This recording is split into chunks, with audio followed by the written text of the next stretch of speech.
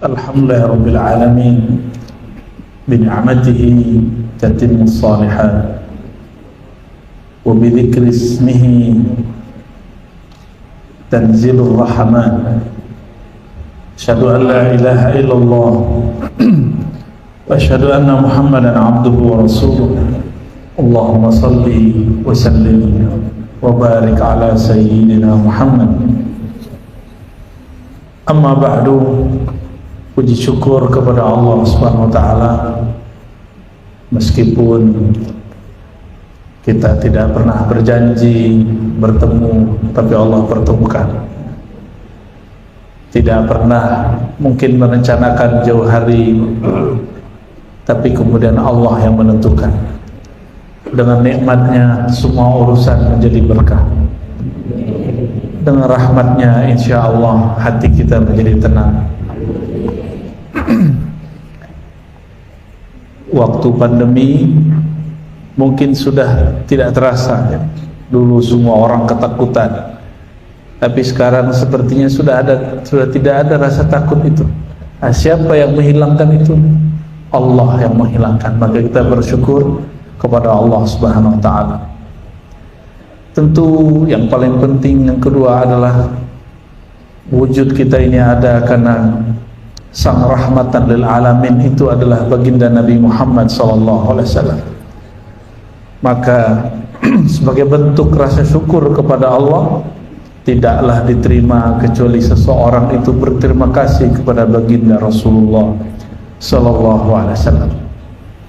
Yang saya hormati Bupati atau yang mewakili dalam hal ini Pak Sekda dan semua jajarannya dan mitranya, saya tidak mungkin sebutkan satu persatu. Kalau di kampus itu IBIT gitu Pak, IBIT itu ngikut yang sebelumnya aja ya, yang udah dibacain di situ. Ya, ada rektor juga di sini ya, Masya Allah ya. Sama-sama akademisi. Allah Subhanahu wa taala mencintai ulama yang beramal, umara yang amanah. Dua-duanya kekasihnya. Negeri ini tidak akan beres kalau yang ngurus cuma ulama. Mesti ada umaranya. Umara itu ada umara pemerintahan, ada keamanan, ada pengadilan, segala macamnya. Dan semua itu anugerah subhanallah. Ya subhanahu azza wa jalla, wa nas'alullaha ay yuwaffiqana ila ma yuhibbuhu wa yardah. Mohon izin, belum kuat berdiri lama Bapak Ibu. Turun mobil, duduk sebentar, naik lagi. Ini perjalanannya agak panjang. Kami dari Kota Padang, Padang Panjang, Payakumbuh, menziarahi orang-orang yang sudah meninggal, tapi juga yang masih hidup. Jadi kalau guru saya masih hidup, saya kunjungi yang masih hidup. Habis itu kita transit sebentar ke Kampar dulu. Sampai di Kampar pun kami ziarah. Ada dua orang. Ada Syekh Ja'far, ada Syekh Abu Bakar. Jadi kami ziarah ke sana. Kalau ada satu lagi yang tidak saya ziarahi tapi sudah sering, namanya Syekh Abdul Ghani Batu Basurek namanya ya. Langsung ke Pekanbaru, transit sebentar, ini baru sampai ya. Jadi mohon maaf kalau nggak kuat berdiri. Kalau berdiri takutnya Pak Sekda nanti harus gendong saya nanti. Siap. Sebelumnya mari kita mulai kajian, anggaplah santai ya. Kajian ini dengan membaca surah Al-Fatihah. Semoga pikiran hati kita semua Allah berkahi, Allah bukakan. Al-Fatihah. Bismillah.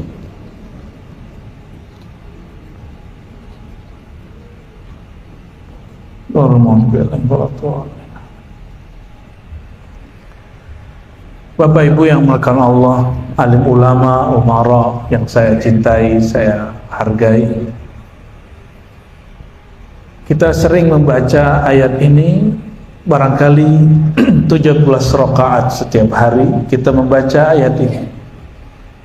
Tapi sayang ayat ini hanya dibaca tapi kurang diresapi. Kita sering membaca ihdinas siratal mustaqim siratal ladzina an'amta alaihim, ya. Tunjuki kami ya Allah jalan yang lurus, jalan yang benar, jalan yang Engkau beri nikmat. Tapi karena didikan dari kecil barangkali kita sering mendengarkan bahwa kalau nikmat itu duit, nikmat itu jabatan, tunjangan, gaji, itu yang sering dianggap nikmat. Kita lupa kemudian ayat ini gak berbicara tentang nikmat itu. Ayat ini berbicara tentang nikmat yang lain. Ternyata nikmat itu ada dua jenis. Ada nikmat yang zahir, ada nikmat yang batin. Nikmat yang zahir itulah gaji, badan sehat, wajah rupawan, rupawati, pasangan yang baik, anak-anak yang soleh, soleha, tempat bekerja yang tidak jauh. Ini mohon maaf kalau tempat kerja Bapak, keluarga di sini Pak, alhamdulillah. Kalau Bapak kerjanya jauh, Pak polisi juga sama, keluarganya di sini, ya. Imam, ada seorang imam kita di Makkah punya kitab, ditulis di kitabnya namanya Syekh Nawawi Al-Battani. Kata beliau, salah satu cara mendapatkan kebahagiaan, nikmat bahagia adalah ayyakuna amaluhu fi baladi. Kerjanya nggak jauh dari rumahnya, kerjanya deket, jadi dia nggak berpisah dari keluarganya. Jadi kawan-kawan kita yang karena perintah negara harus berpisah, ini perjuangan kebahagiaannya agak tinggi, ya. Maka beruntunglah yang masih serumah, ya. Yang nggak serumah dirumahin lagi, ya. Nah, nikmat-nikmat ini, nikmat jabatan, semuanya ini di dalam kitab Al-Hikam Ibnu Athaillah dikatakan Allah ingin menyapamu dengan nikmat pemberiannya. Seakan Allah mengatakan begini, wahai hambaku, berterima kasihlah, bersyukurlah, jangan suka mengeluh. Ini tabiat orang tidak bahagia, itu suka mengeluh. Suka mengeluh itu adalah satu penyakit di kolbu, di hati. Jika dibiarkan, dia akan tambah besar, tambah jabatan, tambah gaji, keluhannya tambah, ya. Di depan mungkin nunduk-nunduk, di belakang ngeluh. Nah, itu yang terjadi kebanyakan pada orang yang dapat nikmat zahir tapi tidak dapat nikmat yang batin. Jadi apa nikmat batin itu? Nikmat batin yang paling tinggi itu bernama keikhlasan, ketulusan, kesyukuran. Orang-orang yang bersyukur nggak mesti kaya, dapat sedikit dia sudah berterima kasih, dia sudah bersyukur kepada Allah. Maka orang-orang begini, kalau nikmatnya nambah, syukurnya nambah. Bukan nikmatnya dulu yang bertambah baru syukurnya bertambah, tapi emang dia sudah punya karakter suka bersyukur. Ada kesalahan menerjemah para pengkhotbah di setiap Jumat atau setiap ceramah. Kebanyakan ngomong gini, Bapak Ibu ingin tambah nikmat gitu, pasti semuanya bilang iya, benar nggak? Ibu-ibu pengen nambah nikmat nggak? Kalau bapak-bapak saya tanya semangat nih, bapak-bapak mau nambah nikmat nggak? Wah, bapak-bapak udah ngerti maksudnya. Kita nggak terusin deh. Kalau mau tambah nikmat, syukur, nanti Allah tambah. Ini yang begini, pengajaran begini itu nggak paham ayat. Maksudnya apa? Jadi ada dua karakter orang bersyukur. Syukur berterima kasih bahasa kitanya. Ada yang berterima kasih karena diberi, bertambah pemberian. Ada yang berterima kasih, bersyukur karena zat yang memberi, karena sosok yang memberi. Belum nyambung ya? Ya, emang belum nyambung. Yang pertama, kalau tunjangan nambah, syukurnya nambah. Oh, ketemu Pak Sekda, siap terus. Di belakang, tunjangan nambah. Ternyata tunjangannya belum cair-cair 3 bulan. Nyuruh mulu, tunjangan belum cair. Mulai ngeluh, mulai mengumpat. Ini karakter orang, mohon maaf ya, saya kan juga kerja. Saya masih dosen, alhamdulillah masih aktif ya, ada Pak Rektor, saya juga masih aktif. Masih ngajar. 3 hari dalam seminggu saya masih ngajar untuk mahasiswa S2 dan S3. Dulu anak S1 juga kita ngajar, tapi nggak sanggup lagi. Satu semester 6 kelas, bunuh diri. Bunuh dirinya pas akhir semester, nginput nilai. Ya terbersit juga di hati kadang. Gaji segini. Tuh, kayaknya kita sama aja deh ya. Tapi saya nggak pernah sampaikan kecuali barusan, itu cuma mengandai-andai. Karena ketika duduk-duduk bersama teman-teman para dosen, rata-rata obrolannya pulus. Duit. Saya melihat-lihat, karena institusi kami institusi yang banyak ustadz dan kiainya, itu saya mikir-mikir, ini beneran ustadz nggak ya? Saya pandang-pandanglah diri, jangan-jangan saya nggak bener ini. Kalau bukan ulama, bukan ustadz, maklum.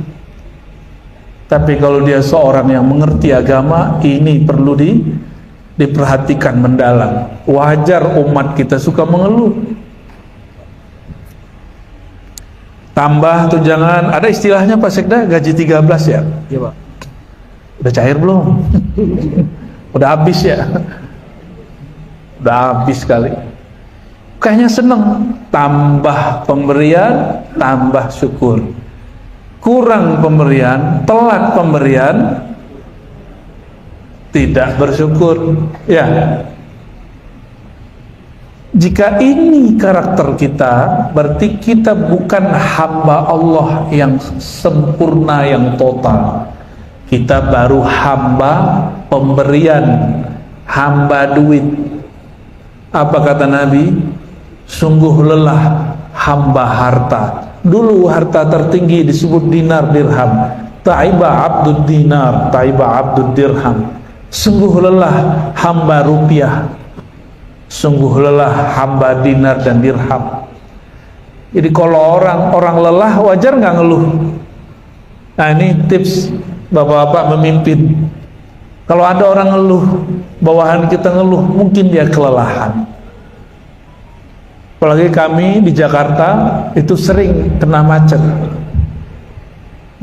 Kalau udah macet, apa yang terjadi? Orang ngutuk ngumpat. Yang paling parah, ada motor ngumpat mobilnya baru. Ya, ini masa setahun lalu atau 2 tahun lalu, masa-masa pandemi, masa-masa panik itulah. Ada satu mobil lewat di seberang kita, dia mau ke kiri, mau mampir, mau berhenti sepertinya. Motor ternyata mau masuk, tidak dapat jalan, motornya turun. Dia kemudian berteriak, dia pukul-pukul itu mobil. Apa kata dia? Lu sok kaya, ngeredit juga gitu.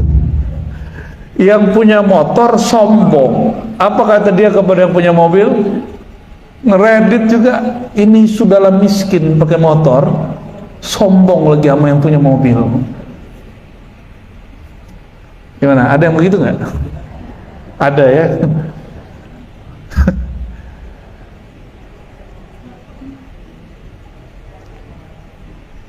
Allah lebih gak suka lagi yang begitu. Udahlah miskin, belagu, udahlah miskin gaya. udahlah miskin ngumpat. Nah itu dia. Kita nggak tahu juga apakah yang punya motor itu miskin-miskin amat atau miskin sekali ya. Bapak Ibu yang mengasihi Allah, itu orang karakter dikasih baru seneng, diberi baru seneng. Dia nggak mandang sebenarnya dia sedang berhadapan dengan siapa. Tapi ada hamba yang kedua. Hamba yang kedua, hamba yang dia berterima kasih bukan karena pemberian, tapi karena melihat zat yang memberi, sosok yang memberi. Ini baru hamba Allah. Bapak Ibu, ini saya kasih contoh biar gampang. Pak Sekda kan dompetnya tebel nih ya. Alhamdulillah. Amin gitu, alhamdulillah. Pak Sekda ya lebih keren Pak Sekda lah. Pak Sekda itu nggak ada pensiunnya kecuali pensiun dini, atau mau nyalon langsung pensiun. Benar Pak Sekda ya. Kalau Bupati, mohon maaf kan Bupati Bungkol lagi hadir nih. Bupati 5 tahun, ya kan? Kalau mau maju lagi setahun atau 2 tahun sebelum, dia harus nonaktif juga. Yang kerja Pak Sekda lagi. Pak Sekda punya teman ini suka muji, tapi untuk cari muka biar dapat bantuan. Soalnya nih orang suka bawa proposal. Pasti Pak Sekda punya kawan begini. Ya, belum nggak enak untuk ngangguk, nggak enak. Ini orang muji-muji kalau lagi mau ada proposal atau proposal cair. Kalau belum, Sekda ini nggak tahu diri, ya, ngomong itu di belakang. Tapi di depan ngomongnya apa? Pak Sekda yang amanah, Pak Sekda yang baik hati. Tapi di belakang, awas loh. Jadi orang karakter-karakter begini senangnya kalau yang dia mau hajatnya sampai ditunaikan oleh orang yang dia puji, baru dia bahagia, baru dia memuji. Dia memuji karena keinginan dia, hajat dia ditunaikan. Kita punya teman begitu, nyaman nggak Pak Sekda? Nggak nyaman. Sepakat kita Pak Sekda. Berarti ruh kita sama karakternya. Ada orang mau ngubungin kita, mau nelpon kita, mau datang ke kita cuma pas masalah doang. Kira-kira gimana Pak Sekda? Nggak nyaman, cuma karena dia orang dekat, ya udah kasih aja deh. Tapi kalau bisa dia nggak datang. Kalau orang tuh nelpon diangkat nggak Pak Sekda? Pura-pura sibuk. Kalau dia datang ya udah kasih buru-buru. Nah inilah kenapa ada orang dia setiap kali minta dikasih oleh Allah, karena Allah kesel sama dia. Udah dikasih aja deh, berisik, bising. Banyaklah orang karakter begini, memuji karena ingin hajatnya ditunaikan, menyembah karena ada tujuan yang ingin dicapai, yaitu menyenangkan diri sendiri, mendapatkan nikmat yang zahir.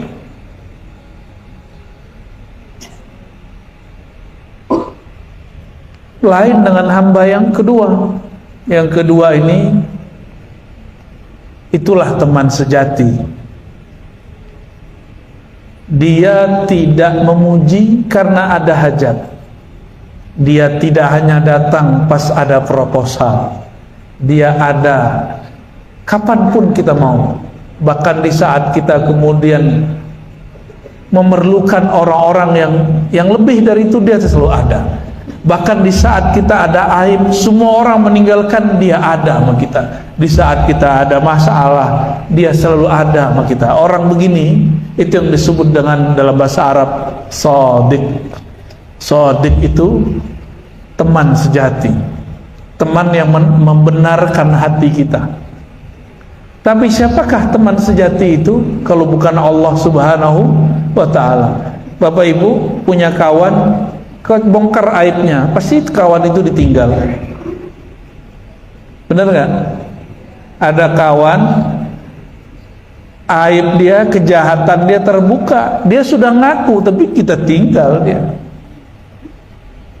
Lain dengan Allah. Allah subhanahu wa ta'ala tahu bagaimana bejatnya akhlak kita, tahu bagaimana culasnya kita, tahu bagaimana pemaksiatnya kita, tapi ketika kita datang kepadanya, Allah tidak pernah meninggalkan. Apa buktinya Allah tidak pernah meninggalkan? Nggak ada orang, istilah kami di Sumatera Barat, mati tagak, ada nggak? Tiba-tiba pas berdiri mati gitu, nggak ada. Allah itu nggak begitu caranya menyikapi hamba. Maka dalam kitab Hikam dikatakan, jika engkau tidak menyadarinya, mengenalinya dalam pemberian nikmat, maka Allah akan menegurmu ketika nikmat itu dicabut. Nah, pilih, sadar nikmat ada atau sadar nikmat tiada. Sadar saat masih aktif bekerja, masih sehat badan, atau sadar saat berpensiun atau diberhentikan secara tidak hormat, atau sadar saat sakit. Pilih mana? Sadar saat sehat, sadar saat aktif, itu yang kita pilih. Jadi intinya bukan pemberian itu, bukan nikmat itu yang paling inti, tapi kita sadar bahwa kita sedang diberi oleh Allah Subhanahu wa ta'ala. Bapak Ibu yang berkahan Allah, Allah itu maha pencemburu, lebih pencemburu daripada pasangan muda yang baru menikah. Sangat pencemburu, sangat cemburunya Allah. Allah tidak rela jika kita dapat nikmat yang kita bayangkan bukan Allah. Kita dapat nikmat yang kita bayangkan, ini saya dapat nikmat dari fulan, saya dapat jabatan ini karena si Anu gitu, saya dapat nikmat ini karena si fulan. Jika terfikir masalah ini, Allah cemburu. Ibu-ibu kalau agak galak dikit cemburu, itu yang dicemburui dilabrak deh, Bu ya. Ibu tahu nggak dilabrak? Tahu ya. Ini istilah hari-harian kayaknya nih Pasek dan dia. Kekasih kita, pasangan kita dekat sama si fulan, fulanah, kita cemburu. Yang kita hajar si fulan, fulanah itu, si Anu itu namanya ngelabrak dia. Allah lebih cemburu apabila yang membuat kita kemudian berpaling dari Allah itu nikmatnya diambil. Apabila yang membuat kita lalai itu jabatan itu Allah ambil. Maka selama masih ditegur oleh Allah, berarti Allah masih sayang. Jika sehat itu yang membuat kita lalai, sehatnya diambil. Jika berkawan berkuasa itu yang membuat kita lalai, berkawan berkuasa itu Allah ambil nanti.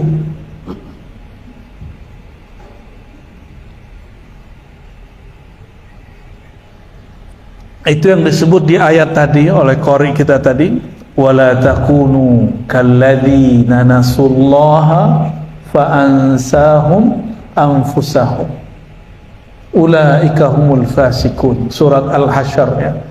Janganlah kamu menjadi orang yang melalaikan Allah, yang melupakan jasa-jasa Allah. Kenapa? Allah maha pencemburu. Saya sering ketemu pengurus masjid, itu cintanya dengan masjid. Apa yang terjadi ketika dia sudah tidak jadi pengurus masjid? Jasanya masih ada, yaitu masjid direnov, diperbaiki. Ketika dia tidak dihargai, apa omongannya? Itu masjid kalau bukan karena saya nggak jadi. Saking cemburu dan cintanya kepada masjid, tapi dilupakan oleh orang-orang tertentu. Nah, kalimat-kalimat ini muncul, tapi karena yang berkalam hamba, efeknya tidak begitu. Kalau yang berkalam orang berkuasa, misalnya gini, ada pemimpin di bawahnya ada orang naik, tapi melupakan atasannya ini. Tapi jabatannya belum tinggi-tinggi amat, itu bisa ditendang. Kalau bahasa formalnya apa Pak Sekda? Dimutasikan ya. Oh, itu bahasa keren itu ya, biar gak horor-horor amat. Dipindah tugaskan. Masih mending dipindah tugaskan kalau dicabut.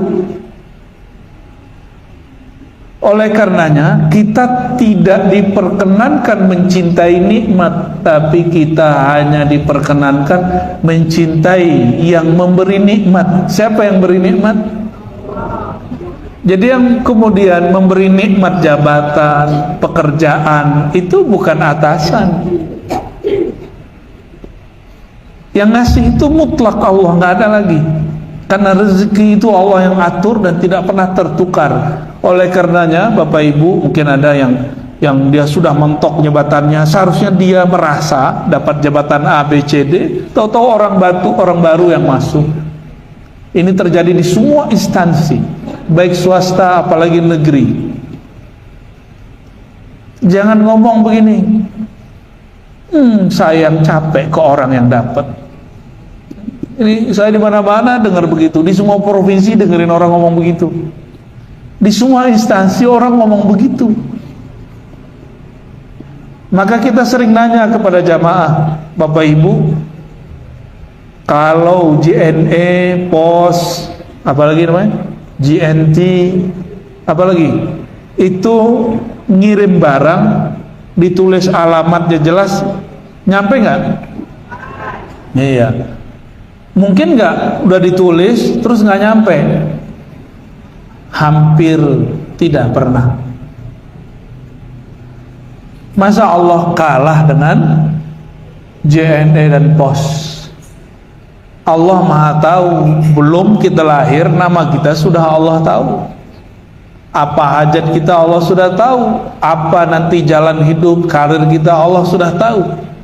Oleh karenanya Allah tidak akan pernah salah memberikan jalan hidup ini. Jadi nikmat karir, nikmat kerja itu semuanya sudah ada. Gak usah khawatir. Kalau faham bab ini, hilanglah rasa iri dengki.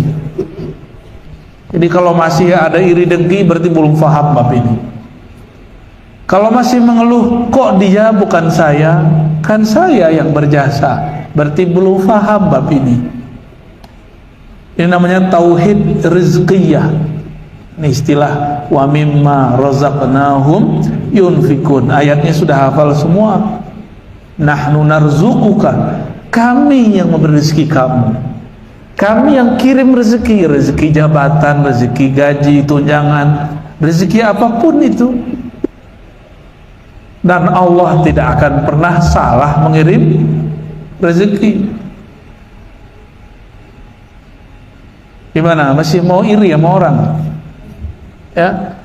Dan setahu saya, setahu kami, orang yang paling sengsara di dunia itu orang yang paling banyak iri dan dengkinya, terutama masalah nikmat. Kenapa? Karena dia salah faham kepada Allah. Jadi orang iri dengki itu dia bukanlah sedang menyalahkan si hamba yang dia tidak suka. Misalnya nih, saya dengan beliau misalnya pangkatnya sama nih. Ini pangkat apa namanya nih Pak? Pak Kapten ya, Pak Ardin, bener. Berarti 3 balok. Kita nih sama. Pak Ardin sudah lama bertugas, harusnya naik nih. Habis kapten apa Pak? Habis kapten, mayor. Yang dilantik, yang diangkat, yang kemudian naik pangkat saya. Yang lama bekerja belum. Kalau beliau mengikuti was-was kolbunya jiwanya ngomong begini, saya yang lama tugas, kok orang baru yang. Nah, ini saya dengar di semua tempat bekerja Pak. Semoga beliau nggak begitu ya. Di semua lini, di semua departemen. Heran juga kita ya. Awal saja ngomong begitu, siap-siap mulai hati sengsara, mulai kerja gak nyaman, mulai hati kemudian sempit. Nah, keselnya ditumpahin ke istri, istri terpengaruh, ikut juga. Akhirnya bapak benci sama saya. Di saat itu sebenarnya bukan bapak benci kepada saya, tapi sedang benci kepada Allah Subhanahu wa ta'ala. Berarti kita menuduh Allah, Allah salah angkat orang. Ya enggak? Sama dengan tahun lalu, berapa sebelum pandemi, kita udah nyoblos siapa, yang kepilih siapa. Marah-marah, ngamuk-ngamuk. Itu sama dengan menuduh Allah, Allah salah urus negeri ini. Nah, hati-hati ya. Sifat qanaah ini kemudian gak muncul pada umat Islam. Katanya umat Islam, katanya hamba Allah. Kalau hamba Allah tahu bab namanya qanaah, tahu bab namanya syukur dan sabar. Kalau yang kita pilih, yang kita mau gak terpilih, sabar. Bukan ngamuk-ngamuk, bukan menghujat. Maka orang berkopiah tapi menghujat, kata-katanya kotor, itu bukanlah hamba Allah yang sebenarnya. Itu dia hamba nafsunya.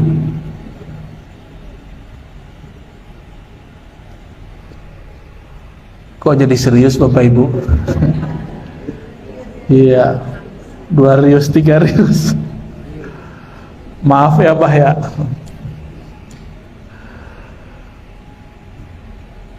Jadi orang-orang iri dengki itu bukanlah dia sedang benci kepada orang yang dia iri, dia sedang menuduh Allah. Itulah kenapa Allah tidak ridho kepada orang yang iri dan dengki. Itulah kenapa Allah tidak ridho kepada orang yang suka mengeluh. Ada orang ngomong gini, hidup saya susah, payah, disuruh-suruh mulu, tapi saya sabar. Kedengaran nama gurunya, apa kata gurunya? Orang sabar itulah syakwa. Orang sabar itu tidak ada keluhan. Kalau masih mengeluh bukanlah sabar. Gimana? Mulai belajar sabar, kurangi mengeluh. Kurangi mengeluh, siap-siap bahagia. Orang yang tidak mengeluh itu orang paling bahagia sealam semesta. Walaupun hidupnya biasa-biasa aja. Dulu waktu masih sangat muda, punya kerjaan, gaji 300.000, 500.000, seneng. Dulu kita mikir coba gaji 5 juta. Ya, pas gaji sudah 5 juta, mikir lagi coba gaji tunjangan 10 juta. Udah begitu kayaknya enak deh, tetangga sebelah gajinya 15 juta. Tapi di dunia kerja sama-sama ngantor, dia lebih 500, kita kurang 500, itu keselnya udah bukan main. Temen diajak rapat, kita nggak diajak rapat, waduh, hati kayaknya teriris-iris. Ya. Berarti ada orang di saat diberi nikmat yang zahir, dia tidak menyadari itu nikmat, justru dia malah tersiksa. Siksaan itu ada pada apa? Bukan ketika disuruh sit up dan push up atau guling-guling angkat barang. Ketika hatinya nggak nyaman, itulah siksaan yang Allah awalkan di dunia. Maka ingat itu, mengeluh adalah siksaan pertama di alam semesta. Setiap kali orang mengeluh, disiksa hatinya. Apa kata mak-mak nih Pak? Halo Pak, kata mak-mak nih, walaupun makan kurang, yang penting tetap dengan yang disayang. Tapi saya nggak yakin itu ya. Nggak yakin itu. Ya, tapi itulah gombalnya orang jatuh cinta. Biarlah hidup susah, yang penting jangan bikin susah hatiku Bang. Gitu Pak. Jangan bikin hatiku gelisah Bang. Ya Bu ya. Tapi nggak bisa begitu. Itulah ujian bapak-bapak, ibu-ibu ya. Doain aja. Allahumma sholli wa sallim barik alaihi. Sampai jam berapa kita nih Pak?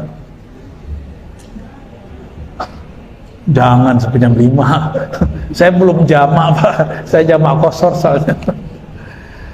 Bapak Ibu yang melakukan Allah, mau jadi hamba nikmat atau hamba Allah yang memberi nikmat? Pilih mana Bapak Ibu? Pertama atau kedua?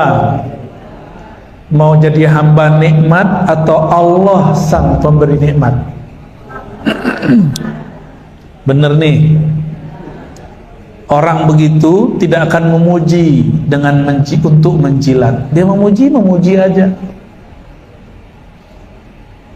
Tapi kalau hamba nikmat, itulah para penjilat.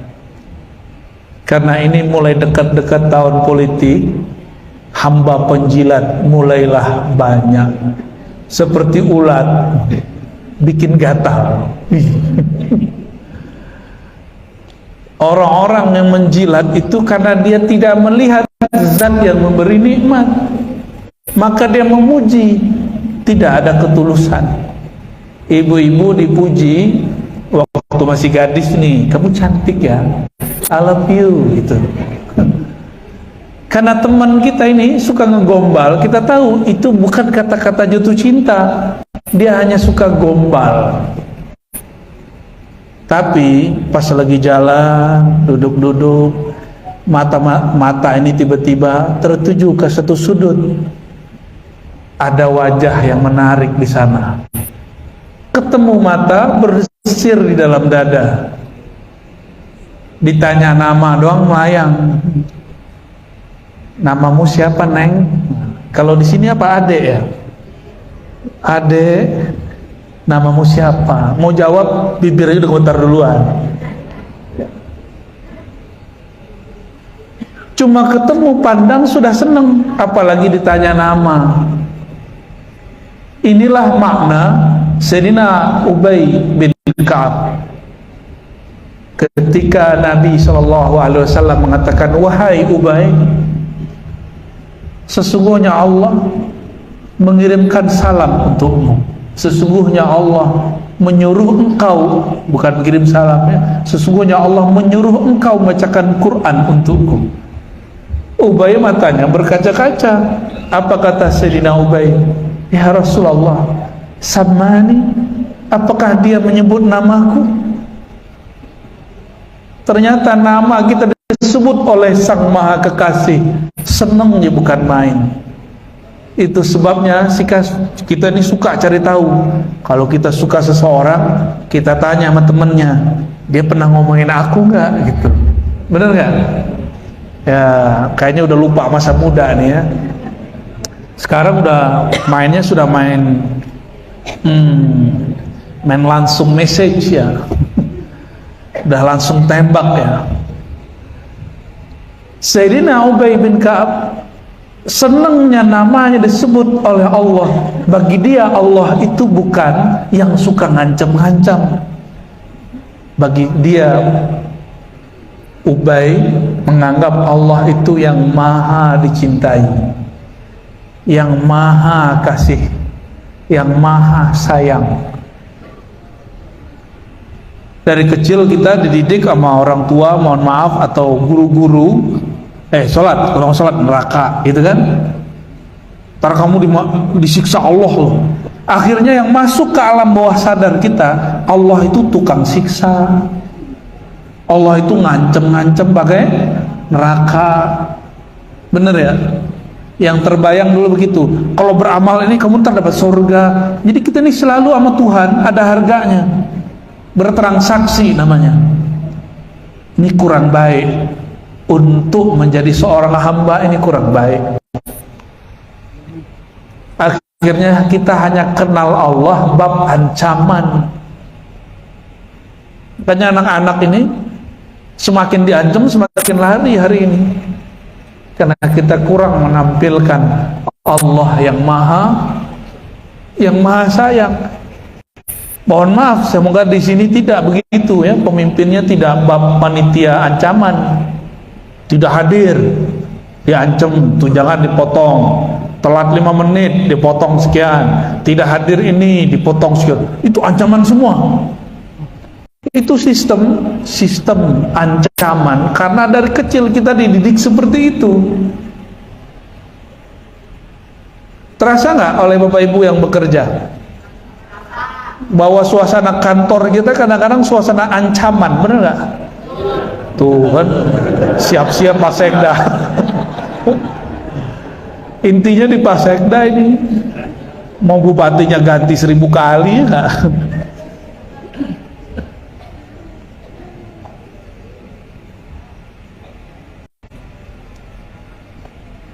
Kita diperhatiin sama orang yang kita suka. Apa yang kita lakukan? Kita siap-siap, bajunya dibagusin, wajahnya kalau perempuan dibikin cantik, kalau laki-laki dibuat gagah. Sama, ada orang kita nih sungkan, takut ketemu seseorang, maka baju dibagus-bagusin, penampilan pun dibagus-bagusin. Caranya sama, tapi rasanya berlainan. Yang satu penuh bahagia, yang kedua khawatir, ada rasa-rasa kayak tadi, terancam. Pilih hidup yang mana, yang pertama atau yang kedua? Ya. Mencari cinta atau menghindari siksa? Mending mencari cinta, karena cinta itu obat semua siksaan, Bapak Ibu. Saya minum dulu ya. Bismillah.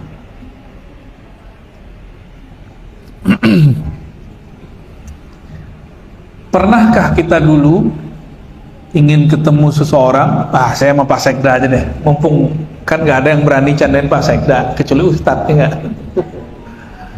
Pak Sekda dulu kalau mau ketemu kekasih, wajahnya diginiin nggak? Dirapikan ya Pak ya? Iya, rambutnya diapain? Diginikan dulu Pak. Yo, padahal nggak nambah apapun bajunya ya. Supaya apa?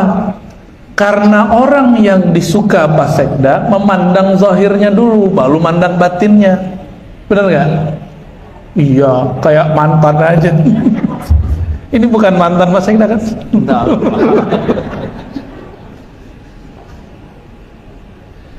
Karena yang hendak dipandang adalah muka, wajah, rambut, dan baju, dan pakaian, maka yang dibagus-baguskan dari ujung rambut sampai ujung kaki. Kalau Allah, apa yang dipandang oleh Allah? Hati yang dipandang Allah. Dan Allah mandangnya cuma pas sholat atau setiap saat? Setiap saat. Kolbu ini, kolbu cantik, itu kolbu yang gak ada noda. Noda sombong, noda iri dengki, noda kebencian, noda kelalaian. Nodanya harus bersih, supaya Allah nyaman mandangnya. Tahu gembel gak? Tahu apa tuh gembel? Bukan gombal. Pakaiannya jelek, bajunya jelek, wajahnya amburadul, rambutnya masya Allah, rambut berantakan, itu namanya apa ya? Berantakan aja deh ya. Bau, mau nggak deket-deket dia? Kuat nggak ngelihat dia? Nggak kuat. Apabila ingin mengundang pandangan Allah ke dalam kolbu, mencari perhatian Allah yang maha kasih, jangan biarkan ada bau di dalam hati. Bau iri dengki, bau kesombongan. Jadi mulai siang ini, udah masuk sore ya, coba kita latihan kurangi membenci orang, walaupun dibenci dia. Kurangi ngomongin orang walaupun kita diomongin dia. Saya yakin nih Pak Sekda nih banyak yang ngomongin nih. Iya, pasti banyak. Karena semakin orang naik, semakin banyak ngomongin. Kalau nggak mau diomongin, dibawa-bawa aja. Ya, Pak Sekda pasti nggak mau diturunin. Nggak mau Pak ya? Pasti nggak mau. Nah Bapak Ibu yang makan Allah, maka la in syakartum itu mesti diluruskan maknanya. Jika engkau bersyukur, aku tambah nikmatmu.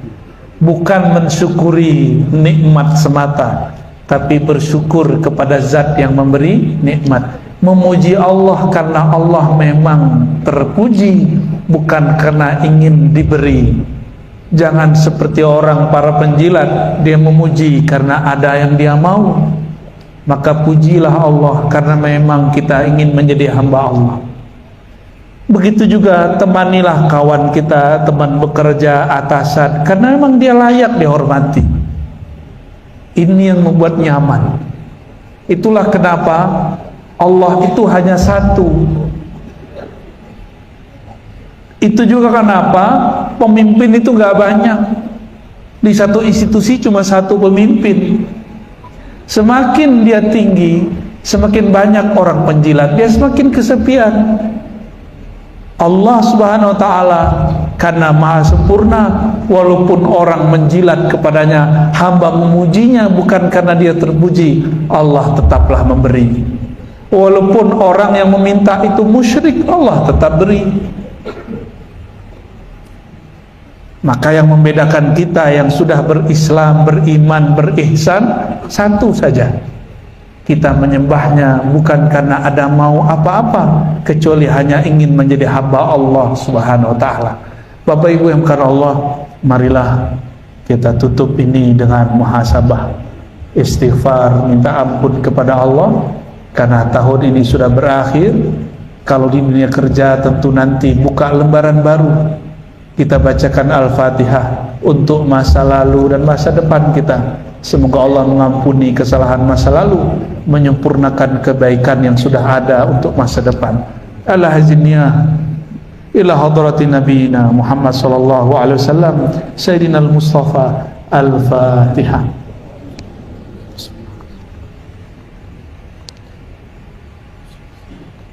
Syaratul ladzina an'amta alaihim.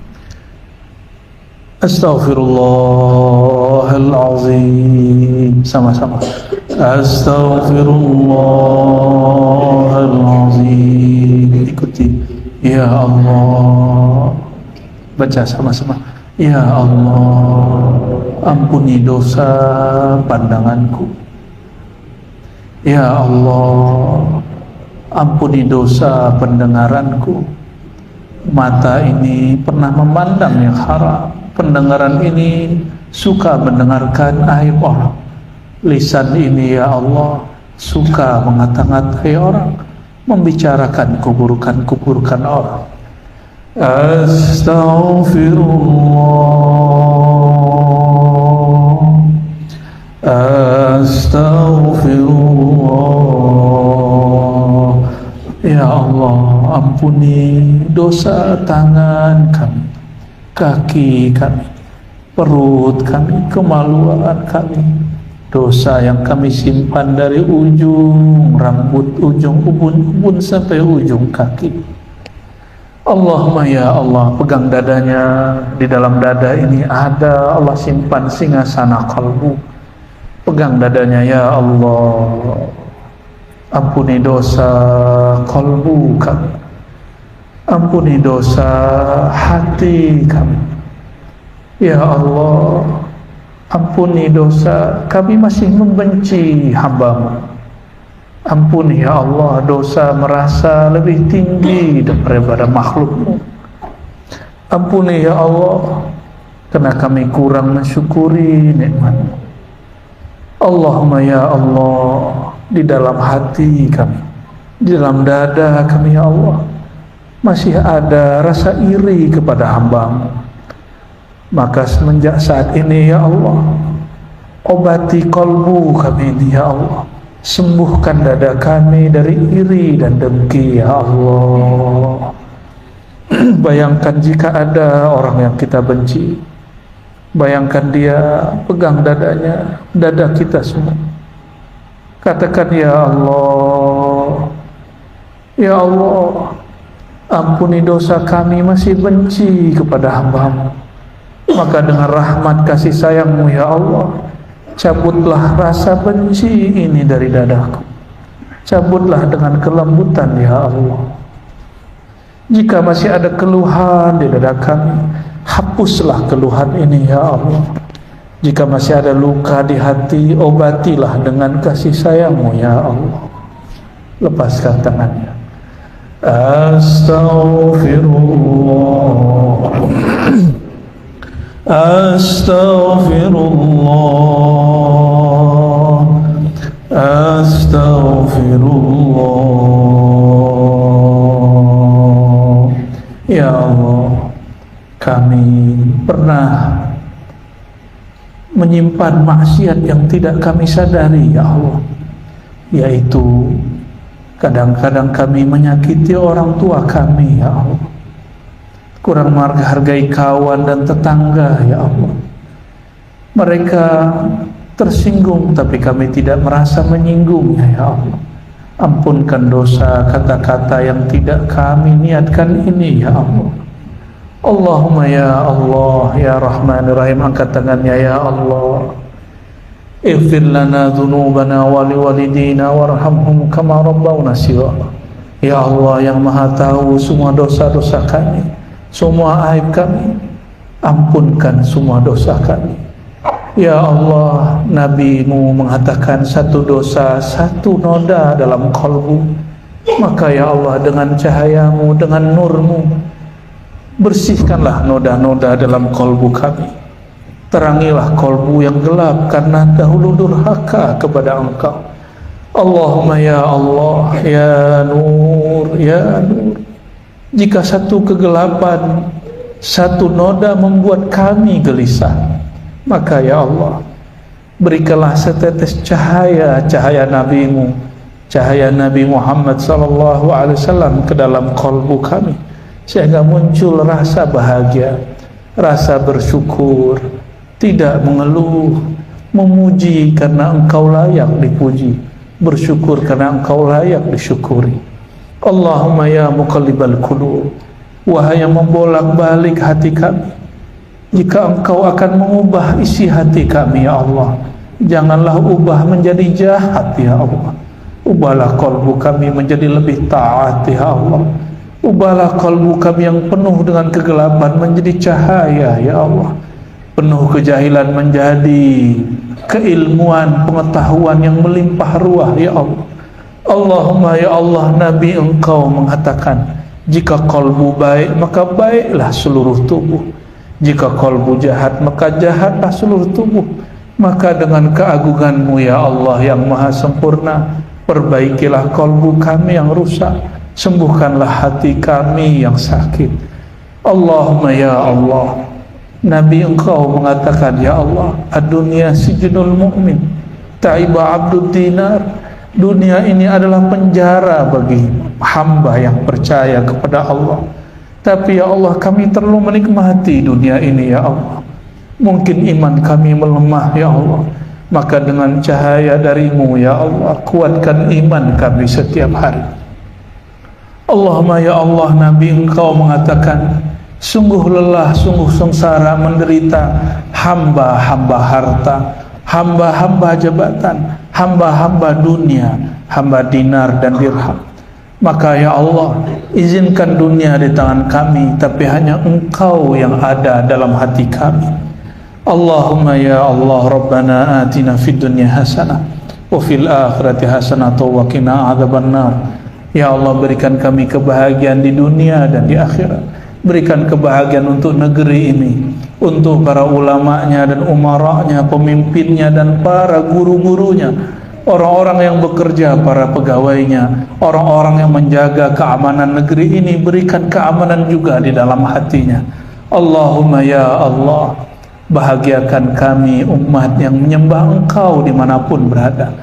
Allahumma ya Allah, dan berikan syafaat kami di dunia dengan husnul khatimah, di akhirat dengan mudah memasuki jannah-Mu, surga-Mu. Wa sallallahu ala sayyidina Muhammad wa ala alihi wa sahbihi wa baraka wa sallam. Walhamdulillahi rabbil alamin. Demikian dari kami, semoga bermanfaat. Mohon maaf salah dan kurangnya. Salam ta'zim untuk semuanya. Assalamualaikum warahmatullahi wabarakatuh.